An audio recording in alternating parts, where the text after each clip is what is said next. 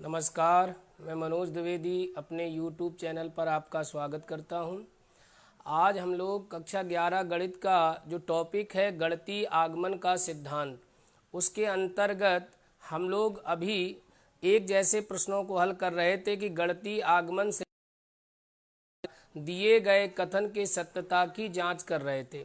आज हम उसी श्रृंखला को आगे बढ़ाते हुए गणितीय आगमन सिद्धांत के दूसरे टाइप के जो प्रश्न हैं, जिस विभाज्यता से संबंधित प्रश्न, यानी विभाज्यता के प्रश्नों को हम आज गणितीय आगमन सिद्धांत का प्रयोग करके विभाज्यता के प्रश्नों को आज हम लोग हल करेंगे। तो देखिएगा, हमारा जो क्वेश्चन है यहाँ पर विभाज्यता से संबंधित क्वेश्चन नंबर 19, एक टाइप के प्रश्न अभी तक हम लोगों ने हल कर लिए हैं। तो आज का जो हमारा प्रश्न है वो विभाज्यता से संबंधित है। प्रश्न कह रहा है n into n plus 1 into n plus 5 संख्या 3 का गुणज है। संख्या 3 का गुणज है, 3 का गुणज है, गुणज यानी कोफैक्टर्स गुणज है। मान लीजिए ये दिया गया कोई कथन Pn है और Pn इस प्रकार है, Pn सच दैट, Pn ऐसा है, Pn इस प्रकार है। P का मतलब प्रिंसिपल, प्रिंसिपल का मतलब सिद्धांत, दिया गया कथन, दिया गया स्टेटमेंट, इसे Pn के स्थान पर हम Sn भी लिख सकते हैं। S का अर्थ होता है स्टेटमेंट और P का अर्थ होता है प्रिंसिपल। तो यहाँ पर जो प्रश्न कह रहा है कि दिया गया जो कथन है, दिया गया जो कथन है वो संख्या 3 का गुणज है, अर्थात 3 से विभाजित होने वाली संख्याओं को 3 का गुणज कहते हैं। ऐसी संख्याएं जो 3 से पूर्णतः विभाजित होती हैं, ऐसी संख्याओं को हम 3 का गुणज कहते हैं। जो भी इस चैनल पर नए हैं वो इस चैनल को सब्सक्राइब कर लें। तो आपकी एक जिम्मेदारी है, जैसे मेरी जिम्मेदारी है आपको पढ़ाना, इस प्रकार से आपकी भी एक जिम्मेदारी, एक दायित्व बनता है कि वीडियो को तुरंत लाइक कर दिया करें और अपने मित्रों को शेयर जरूर कर दिया करें। इससे क्या होता है कि मेरा भी मोटिवेशन बढ़ेगा और मैं भी ऊर्जा के साथ आपको पढ़ाने का प्रयास करूंगा। ठीक है ना। तो सबसे पहले आप वीडियो को शेयर कर दीजिए और लाइक नहीं किया तो लाइक कर दीजिए। तो देखिए यहाँ पर ध्यान दीजिए, मैंने कहा कि वे संख्याएं जो 3 से पूर्णतः विभाजित हो जाती हैं, ऐसी संख्याओं को 3 का गुणज कहते हैं। किसी भी संख्या के गुणज हमें कोफैक्टर्स, इसे अंग्रेजी में बोलते हैं कोफैक्टर्स। किसी भी संख्या का गुणज निकालना है तो वह संख्या उससे विभाजित होनी चाहिए। तो यहाँ हमें चूंकि गणितीय आगमन सिद्धांत, मैथमेटिकल इंडक्शन का प्रयोग करके यह सिद्ध करना है कि ये 3 का गुणज है। तो आपको पता है कि गणितीय आगमन का जो सिद्धांत है वो 3 स्टेप पर डिपेंड करता है। पहली स्टेप में हम लोग क्या करते हैं, स्टेप जो पहली है उसमें हम लोग क्या करते हैं, दिए गए कथन में n बराबर 1 रखते हैं। n बराबर 1 रखने पर, यदि n बराबर 1 रखने पर यह 3 का गुणज प्राप्त हो जाए तो हम कहेंगे कि यह कथन n बराबर 1 के लिए सत्य है। तो ध्यान दीजिए, n बराबर 1 रखिए, तो जैसे ही आपने 1 रखा तो क्या आएगा, P1 such that 1 into 1 plus 1, n के स्थान पे हमें 1 रखना है तो n यहाँ पर है तो 1 रख दिया। यहाँ भी रख दीजिए 1 प्लस 5। तो ध्यान दीजिए, P1 such that 1 into 2 into 6, तो कितना हो जाएगा, P1 सच दैट 6 दूनी 12। तो ध्यान दो, जो 12 संख्या है, जो 12 है, क्या ये 3 से विभाज्य होता है? आप जानते हैं कि 3 से विभाजित होने वाली संख्याओं को 3 का गुणज कहते हैं, अर्थात 3 के कोफैक्टर्स कहलाएंगे।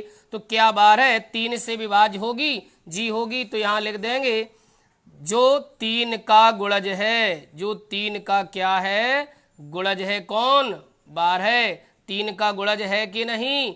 तो जी 3 का गुणज है। इसका मतलब n बराबर, जैसे ही आपने इस दिए गए स्टेटमेंट में 1 रखा तो 1 रखने पर हमें 3 का गुणज प्राप्त हो गया। तो हम यह कह सकते हैं कि अतः n बराबर 1 के लिए यह कथन सत्य है। n बराबर 1 के लिए कथन क्या है? सत्य है।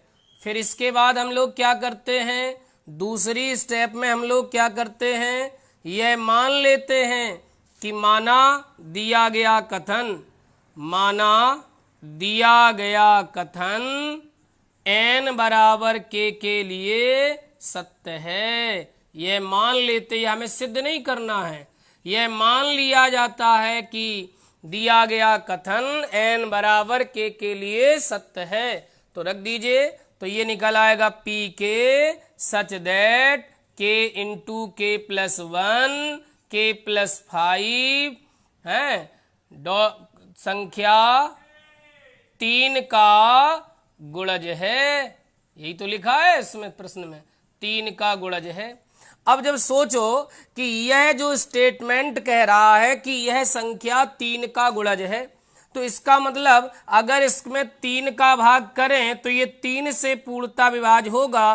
तो इसलिए हम लिख सकते k इंटू के प्लस 1 इंटू के प्लस 5 बराबर 3m 3p 3d 3a, कुछ भी लिख सकते। यहाँ m क्या है? ये आपका भाजक है, यानी कितनी बार आपका भागफल प्राप्त हो रहा है, कितनी बार आप ये पूर्णता विभाज्य हो रहा है। मतलब उसने कहा कि यह 3 का गुणज है, तो संख्या जो भागफल आएगा वो 3 के गुणज में ही तो आएगा। अब 3m लिख सकते, 3n लिख सकते, 3p लिख सकते, 3q लिख सकते, क्योंकि मुझे ये तो पता नहीं है कि 3 का भाग अगर इस संख्या में दें तो ये कितनी बार जाएगा, लेकिन यह पता है कि जो ये संख्या वो 3 का गुणज है, अर्थात 3 के गुणज में जो संख्या आएगी वही हम लिख सकते 3m 3p 3q। तो हमने लिख दिया इतने बराबर इतना होगा और इसे समीकरण 1 मान लिया। अब स्टेप 3 में क्या करना होता है आप सभी को पता है, n बराबर k प्लस 1 रखने पर, चलिए रख दीजिए, यहीं पर रख दो, तो n के स्थान पे k प्लस 1 है, यहीं पे रख दो, तो ये हो जाएगा k प्लस 1 और यहाँ क्या हो जाएगा k प्लस 1 है ना, और k प्लस 1 और प्लस 1 लिखाइए, यहाँ भी लिख दो k प्लस 1 प्लस 5 लिखाइए बराबर, ये सिद्ध करना है कि ये 3 का गुणज होगा। तो ध्यान दीजिए, जिसे आपने इक्वेशन फर्स्ट माना इसे और थोड़ा आगे सॉल्व कर लीजिए, जिसे आपने इक्वेशन फर्स्ट माना इसे थोड़ा सॉल्व कर लीजिए। पहले इनका गुणा कर लीजिए, तो गुणा करिए, तो k का k में गुणा किया k स्क्वायर, k का 5 में गुणा किया 5k, और k 1 का गुणा k में किया तो k, और 1 का गुणा 5 में किया तो 5, और बराबर क्या लिखा 3m।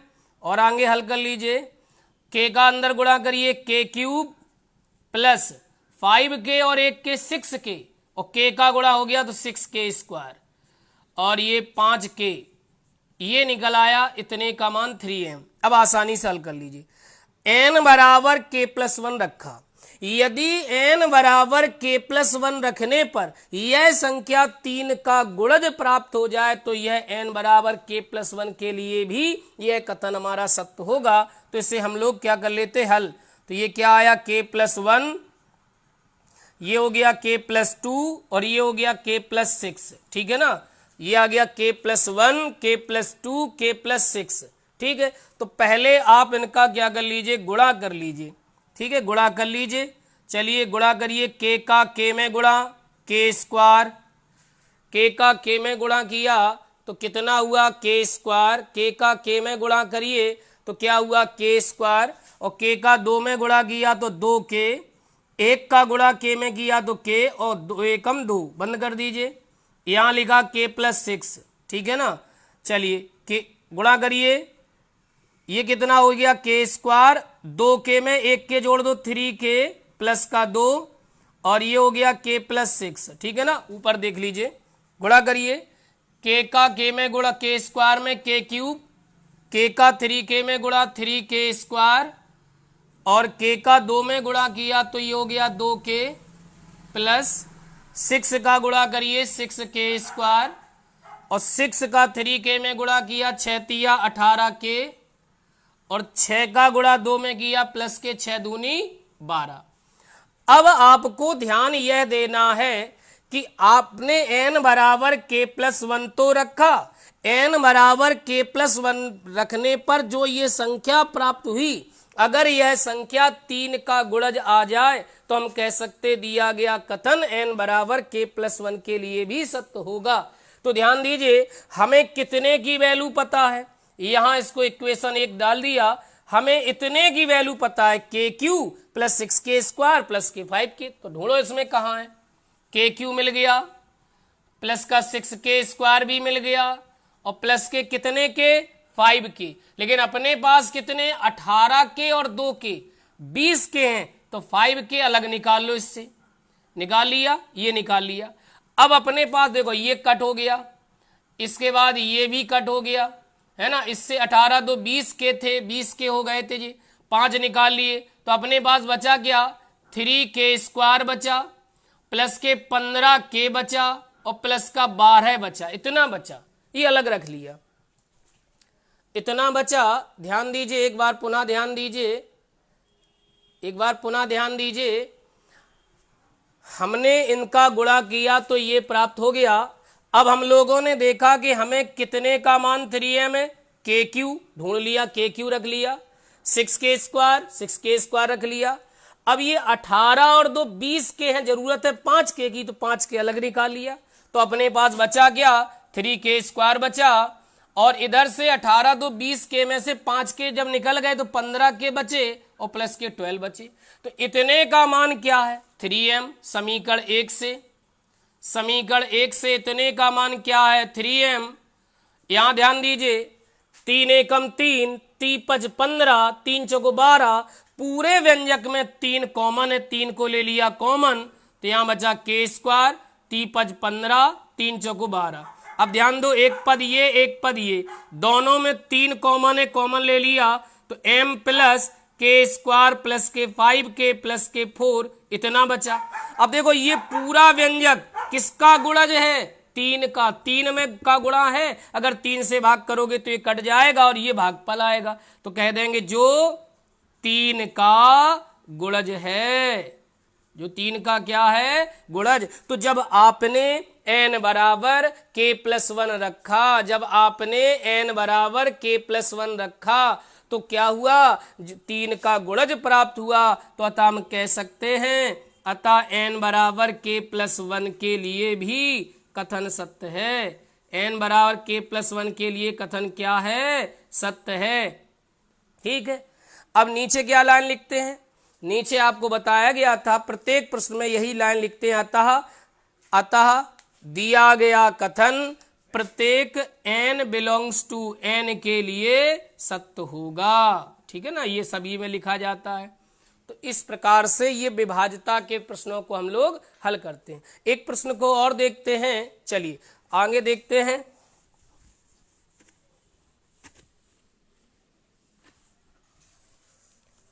अगले प्रश्न की ओर चलते हैं। इसी प्रकार से विभाज्यता से संबंधित जो नेक्स्ट क्वेश्चन दिया है 20, क्या कह रहा है 10 की पावर 2n माइनस 1 और यहां प्लस 1 नीचे है, कह रहा है संख्या 11 से विभाज्य है। जो संख्या है वो किससे विभाज्य है 11 से। ये विभाज्यता के प्रश्न है, ये परीक्षा में एग्जाम में इनमें से कोई एक प्रश्न पूछ लिया जाता है, विभाज्यता से जुड़े हुए प्रश्न हैं। तो मान लीजिए दिया गया जो कथन है वो Pn है, Pn सच दैट 10 की पावर 2n माइनस 1 प्लस 1 संख्या 11 से विभाज्य है।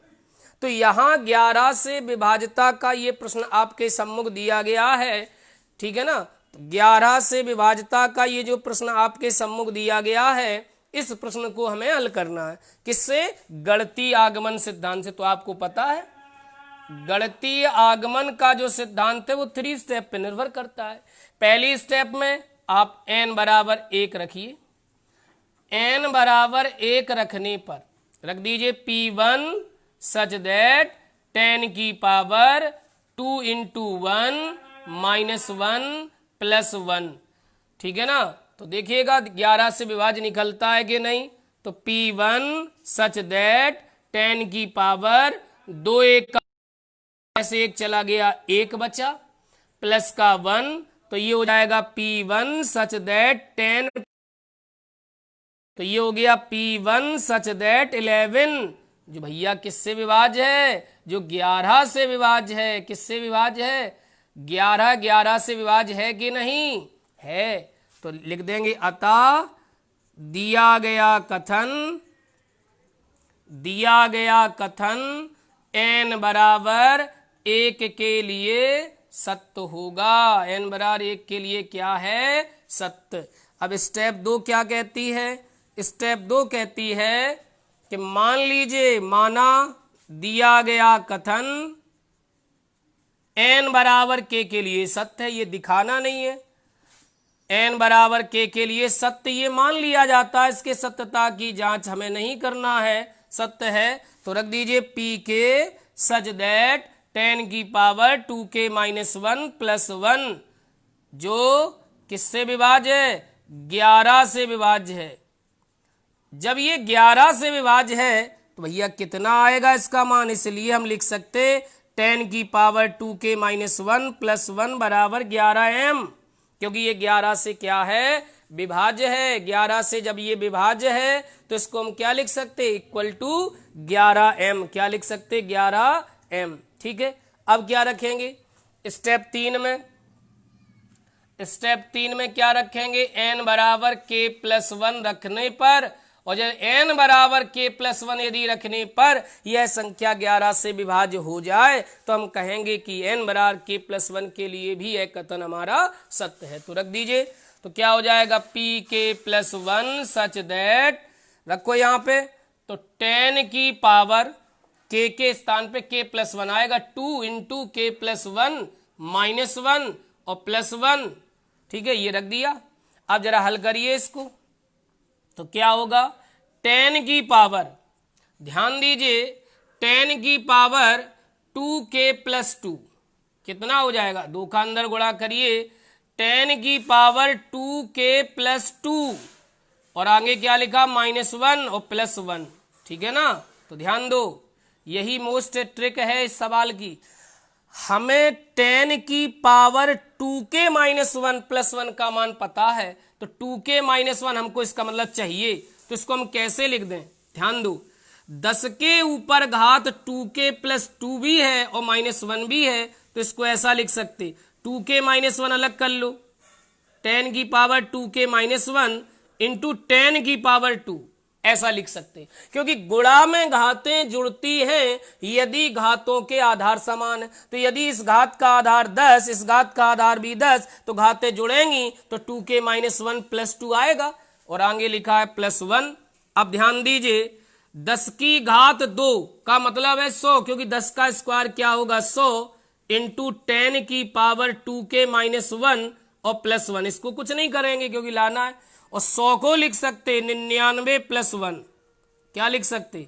99 क्यों लिखा? क्योंकि ये 11 से विभाज्य हो जाएगा, इसलिए 100 को 99 प्लस 1 लिख दिया, और इंटू लिखा है 10 की पावर 2k माइनस 1, और ये प्लस 1 आपका अलग है।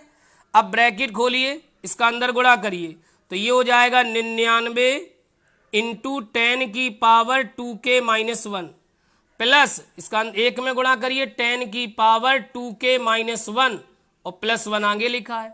तो ध्यान दीजिए, इसे आपने समीकरण 1 मान लिया था। तो अगर हम समीकरण 1 की बात करें, समीकरण 1 से, अगर हम समीकरण 1 की बात करें तो समीकरण 1 से, ध्यान दीजिए, समीकरण 1 से 10 की पावर 2k माइनस 1 प्लस 1 का मान है 11m। तो यहां रख दीजिए, तो 99 इंटू 10 की पावर 2k माइनस 1, और इतने का मान है 11m।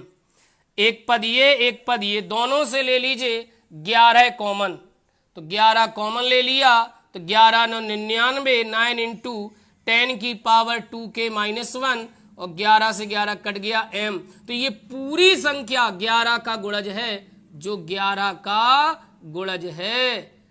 ठीक है ना, यही तो सिद्ध करना था। तो हमने जैसे ही n बराबर k+1 रखा तो संख्या 11 का गुणज प्राप्त हुई, तो हम कह सकते अतः n बराबर k+1 के लिए भी कथन हमारा क्या है, सत्य है। ठीक है, तो अब क्या लिखोगे, प्रत्येक n बिलोंग्स टू n के लिए गणितीय आगमन सिद्धांत से यह स्पष्ट होता है कि प्रत्येक n बिलोंग्स टू n के लिए यह कथन सत्य होगा। तो ये थे हमारे विभाज्यता से जुड़े हुए प्रश्न। तो आप और भी जितने भी विभाज्यता से जुड़े हुए प्रश्न होंगे इनको आप हल करेंगे तो कल के पार्ट में हमारा ये चैप्टर पूर्णतः समाप्त हो जाएगा। ठीक है ना, तो आप लोग तैयारी करते रहें। जो चैनल पर नए हैं उस चैनल को सब्सक्राइब कर दें। ठीक है ना, और अच्छा वीडियो अच्छा लग रहा हो तो उसको लाइक जरूर कर दें, ज़्यादा से ज़्यादा लोगों के पास इस वीडियो को शेयर भी कर दिया करें। ठीक है, थैंक यू।